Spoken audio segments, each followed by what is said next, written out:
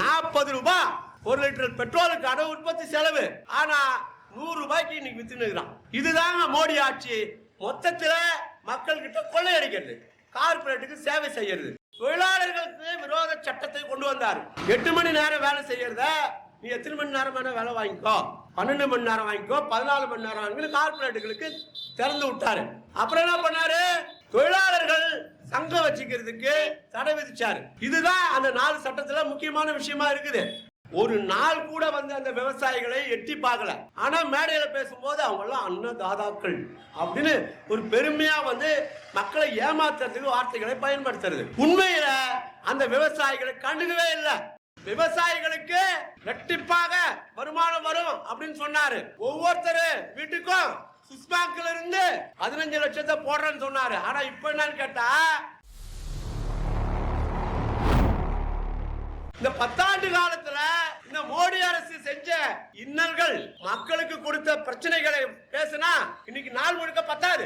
நாங்க ஆட்சிக்கு வந்தா விவசாயிகளுக்கு இரட்டிப்பாக வருமானம் வரும் அப்படின்னு சொன்னாரு. ஒவ்வொருத்தரு வீட்டுக்கும் சுவிஸ் பேங்க்ல இருந்து 15 லட்சத்தை போடுறேன்னு சொன்னாரு. ஆனா இப்ப என்னன்னு கேட்டா, கார்பரேட் கம்பெனிக்காரங்கிட்ட பாண்டு வாங்கிட்டு அத SBI கிட்ட இருந்து வெளியே சொல்லுங்கடான்னு கோர்ட் சொல்லுது.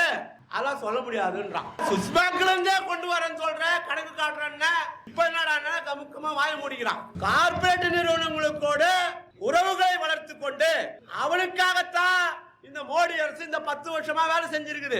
என்னென்ன பண்ணுச்சு? வந்த உடனே பண மதிப்பிழப்பு நடவடிக்கை செஞ்சது. என்ன சொல்லுச்சு? ஒரே ராத்திரில மோடி வந்தாரு, டிவியில பேசினாரு, 500 ரூபாய் செல்லாது, 1000 ரூபாய் செல்லாதுன்னாரு.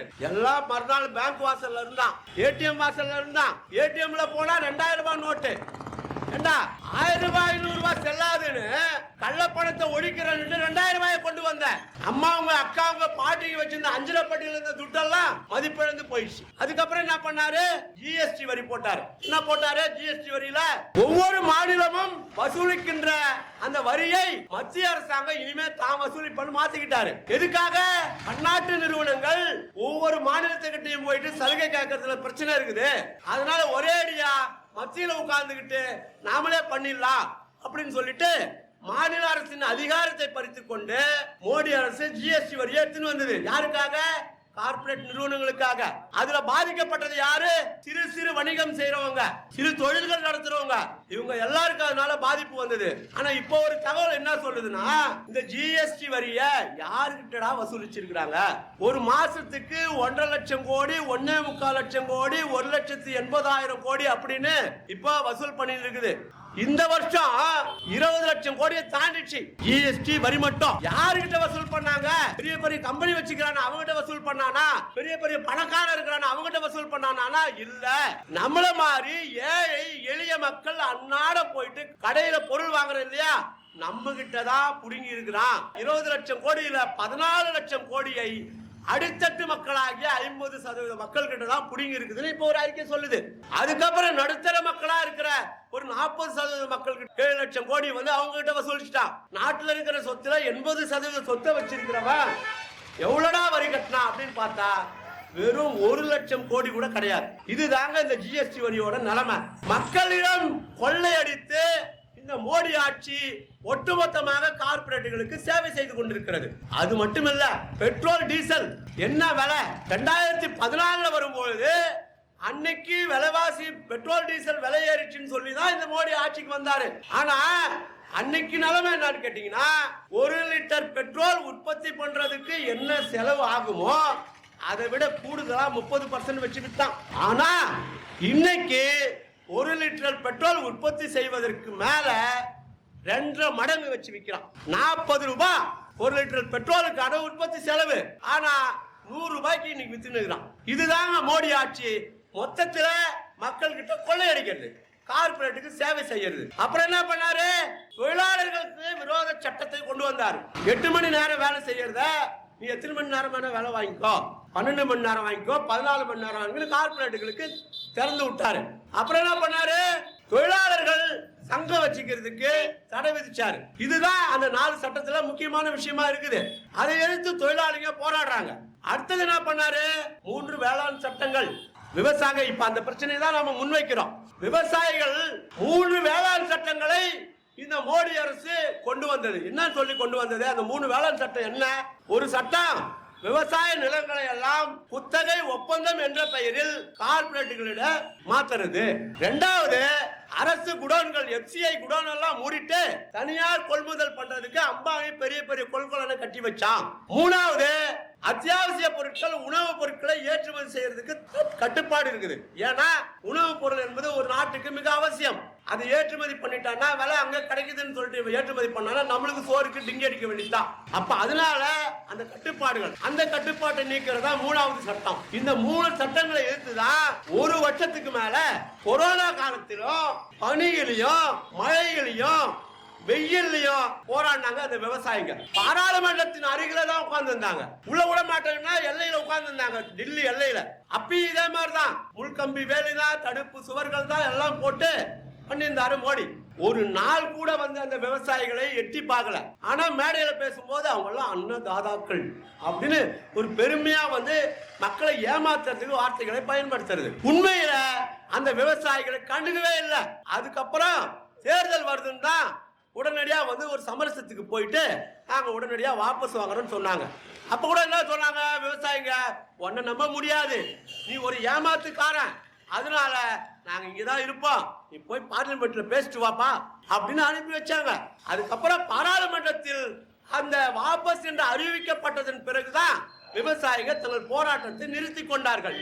அப்ப கூட என்ன சொன்னாங்கன்னா, நாங்கள் இந்த போராட்டத்தை முடித்துக் கொள்கிறோம், ஆனால் எங்களுக்கு நீங்கள் உத்தரவாதம் கொடுக்க வேண்டும், எங்களுடைய விளைபொருளுக்கு அந்த எம்எஸ்பி குறைந்தபட்ச ஆதார விலையை சட்டபூர்வமாக்க வேண்டும் என்று கேட்டாங்க. அப்புறம் அந்த கொள்முதல் நிலையங்களை அரசு கொள்முதலை அதிகப்படுத்த வேண்டும், இறந்தவர்களுக்கு நஷ்டஈடு தர வேண்டும், அவங்களுடைய அந்த வழக்குகளை வாபஸ் பெற வேண்டும், இப்படி பல்வேறு கோரிக்கைகளை முன் வச்சு அவங்க ஒத்துக்கிட்டாரு. மோடி போனாங்கப்பா. இப்ப 2 வருஷம் ஆச்சு. ஒரு குழு போடுறேன்னு சொன்னாரு.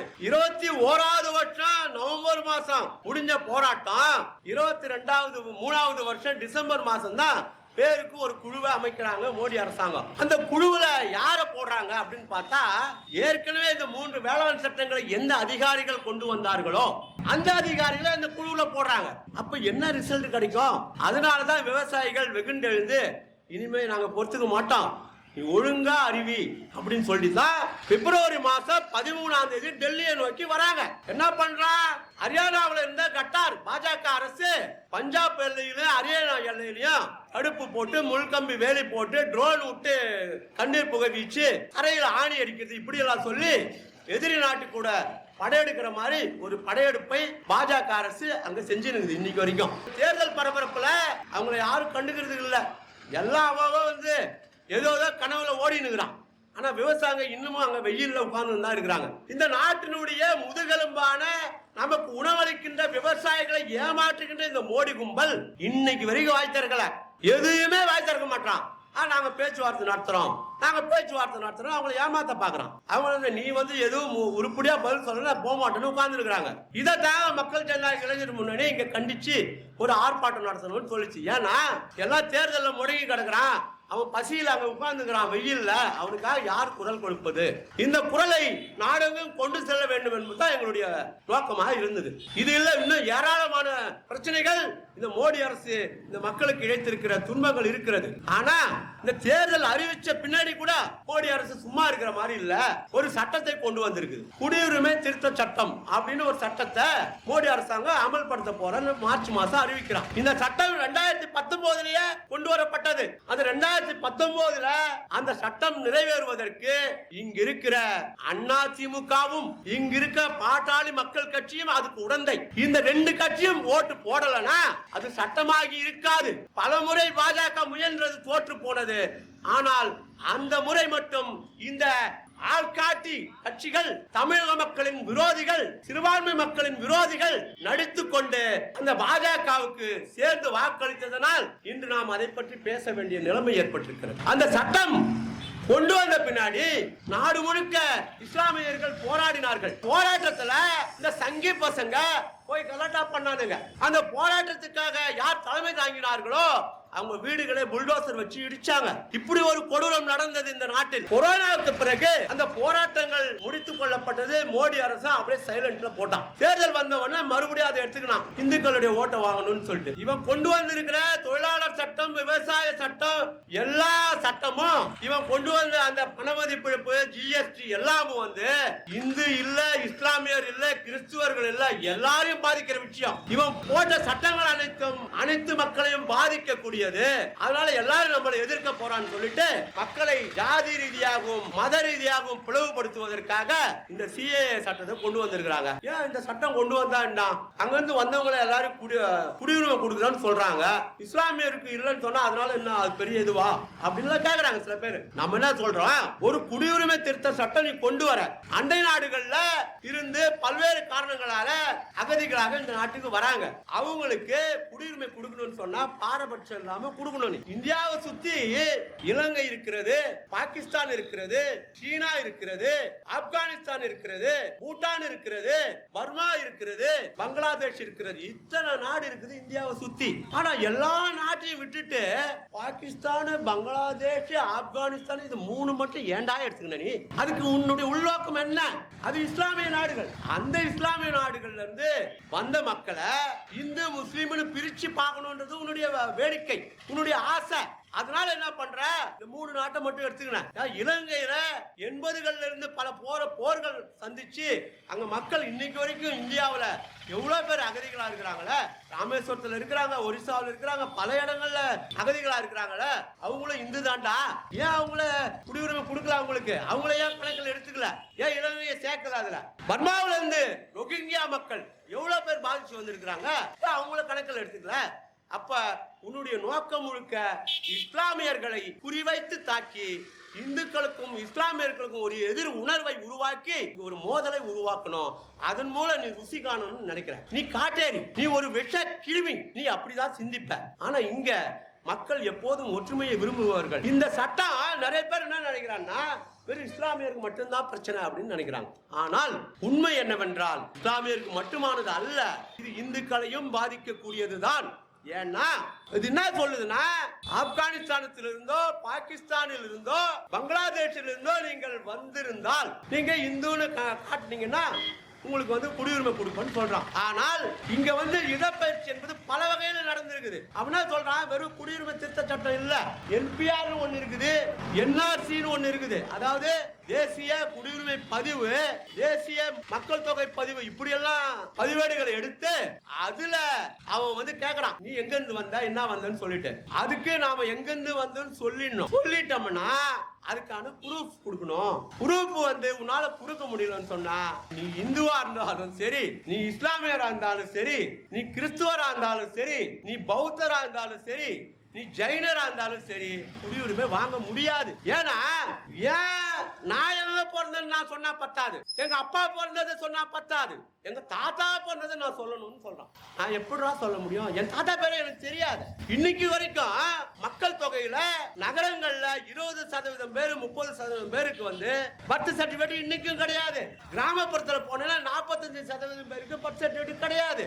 இப்படிப்பட்ட நிலைமையில எவன் எந்த ஆதாரத்தை கொடுக்க முடியும்? இதுல இஸ்லாமியம் தான் பாதிப்பான், நம்மளுக்கு ஒண்ணும் இல்லைன்னு சொல்லிட்டு மக்கள் நினைத்தார்கள் என்றால் அது பகற்கனவு.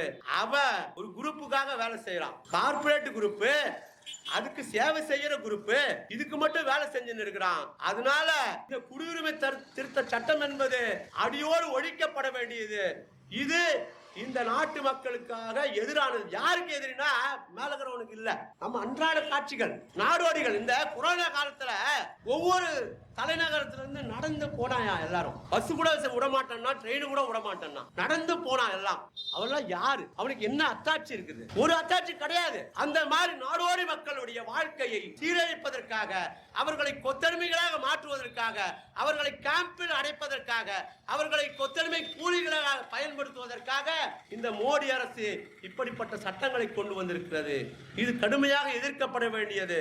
இன்னும் ஏராளமான பிரச்சனை இருக்குதுங்க. இந்த மோடி ஆட்சி வீட்டுக்கு அனுப்ப வேண்டும், இதுல நமக்கு மாற்று கருத்தே இல்ல. ஆனா இந்த கருத்தை, இந்த கொள்கைகளுக்கு அடிப்படையான பொருளாதார கொள்கைகளை ஒழிப்பேன், அதை எதிர்ப்பேன் என்று எதிர்கட்சிகள் சொல்லாத வரை அவர்களையும் நம்ப முடியாது என்பதுதான் நம்மளுடைய நிலை. உலகமய தாராளமய கொள்கைகளை எதிர்க்காமல், மக்களுடைய அடிப்படை பிரச்சனைகளுக்கு காரணமான சட்டங்களை ஒழிக்காமல் இந்த மக்களுக்கு விடுதலை இல்லை. ஆட்சியை மாத்தினாலும் நடந்துராது அப்படின்றதுதான் எங்க கருத்து.